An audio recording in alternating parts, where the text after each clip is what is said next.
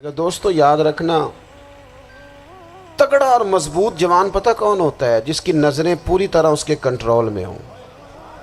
یہ علامت جوانی ہے۔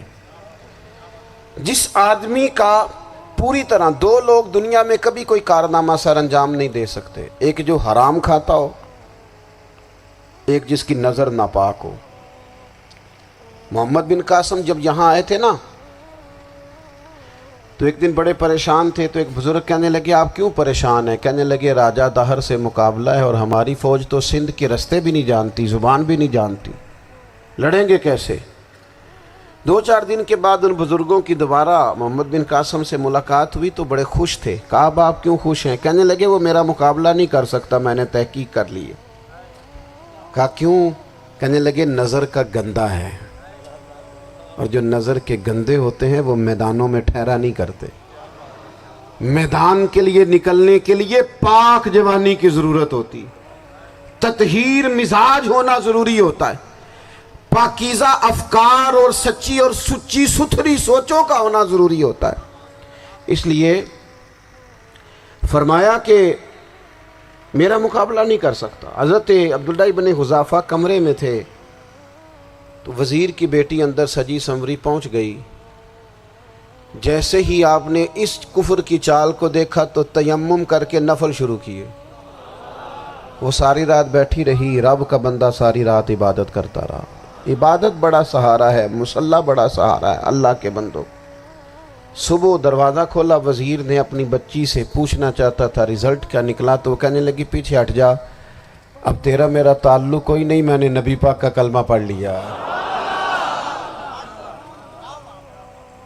اس نے کہا میں نے بھی زمانہ دیکھا ہے، پر یہ کیا لوگ ہیں، کستوری کے بنے ہوئے، سندل سے دھلے ہوئے، کہ میں ساری رات کمرے میں رہی اور 100 اور 1000 آدمی جس جوان کا مقابلہ نہ کر سکے، اتنا طاقتور جوان کمرے میں رہا اور اس نے نظر اٹھا کے نہ دیکھا۔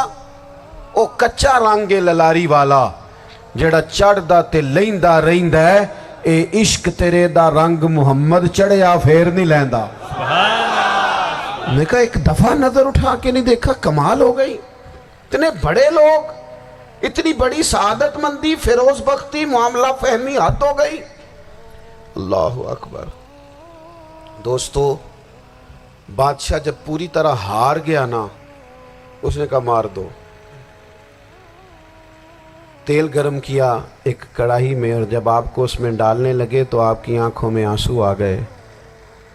بادشاہ کا خیال ہوا شاید نرم ہو گئے ہیں، کہنے لگا روئے کیوں؟ فرمانے لگے سوچتا ہوں جان ہی ایک ہے، کتنا مزہ ہے اس کی راہ میں جان دینے کا، کتنی لذت ہے اس کے نام پر مرنے میں، کتنا لطف ہے۔ جے تو چڑھیا اتے دار بھی نہیں، تے جے تو وکیا عشق بازار بھی نہیں، تے ایڈا سستا سودا پیار بھی نہیں، تے ایڈا سستا لبدا یار بھی نہیں۔ کئی جنگل گانے پیندے نہیں، کئی دوزخ لنگنے پیندے نہیں، جے وہ اس ملوں بھی مل جاوے، ایدوں سستا ہور بپار بھی نہیں۔ تے کچھ سمجھ نہ آوے لوکاں نوں وہ کادے نال شہید کرے، ڈٹھی یار دے ہاتھ تلوار بھی نہیں، پر او دا خالی جاندہ وار بھی نہیں۔ کہنے لگے ایک جان ہے نا، تو دل کرتا ہے ہزاروں ہوتی تو ایک ایک کر کے محبوب کے نام پہ قربان کرتا، جب میرے پاس ہے ہی ایک، کروں کیا؟ حضرت عبداللہ ابن حذافہ رضی اللہ تعالیٰ عنہ جب روئے اور بادشاہ نے یہ بات سنی، تو بادشاہ اٹھ کے کھڑا ہو گیا، سارے وزیروں مشیروں کو کہنے لگا تم نے کہا تھا نا بندہ ضائع کرنے والا نہیں، یہ بھی ضائع کرنے والا نہیں۔ کہنے لگا میرا ماتھا چومو، تم جیسے لوگوں کو قتل نہیں کرنا چاہیے، آزاد کرنا چاہیے۔ عزیز اپنی زندگی سے نا یہ بہت زیادہ ہرس، ہوس، طمع، اور یہ کسی بات کی بھی ہو، ہرس صرف پیسوں کی نہیں ہوتی ہے، شہرت کی بھی ہوتی ہے،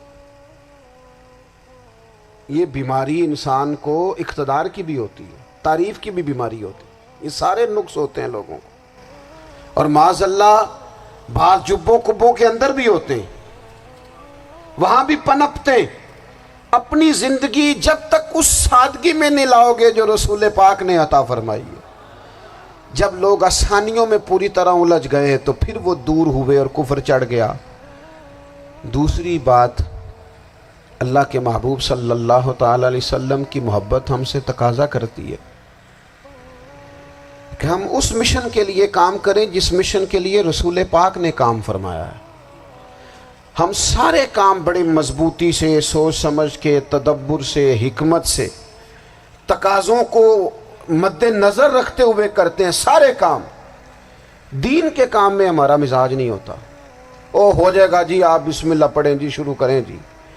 آپ تقاضوں کو سمجھیں، چیزوں کو دبائیں نہیں، چیزوں پر غور کریں۔ کسی کے ذہن کی سطح پر سوال ابھرتا ہے، اس کا تسلی بخش جواب دیں۔ اپنی زندگی میں دین کے کام کے لیے اپنے آپ کو وقف کریں، اور دین کے کام کے بہت سارے پہلو ہیں۔ ہزاروں لوگوں کو قرآن پاک ٹھیک پڑھنا نہیں آتا، ہزارہ لوگ ہیں جو قرآن مجید کے مطالب سے آگاہ نہیں ہیں، دین کی بنیادی ضروریات سے لوگ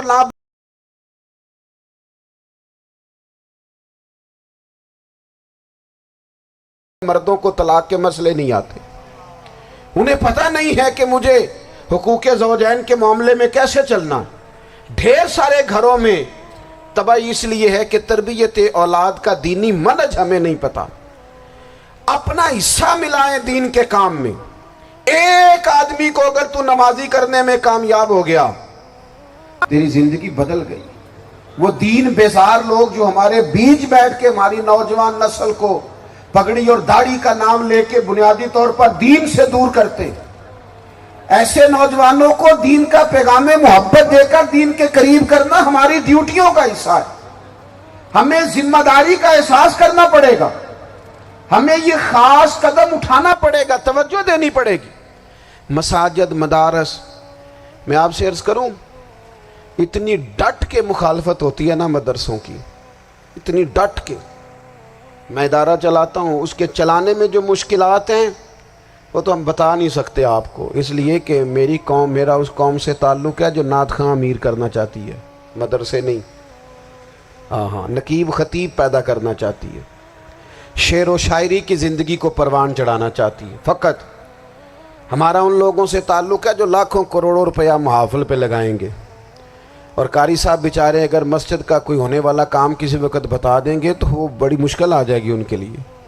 یہ کیسے ہو سکتا ہے، آپ نے یہ ڈیوٹی بتا دی۔ مدارس، اور جتنا اہم رول دین کو پھیلانے میں مدارس اسلامیہ کا ہے، اتنی زبردست، لوگوں کا خیال ہوتا ہے میری طرح کے لوگ شاید کام کرتے ہیں، ڈیوٹی کرتے ہیں۔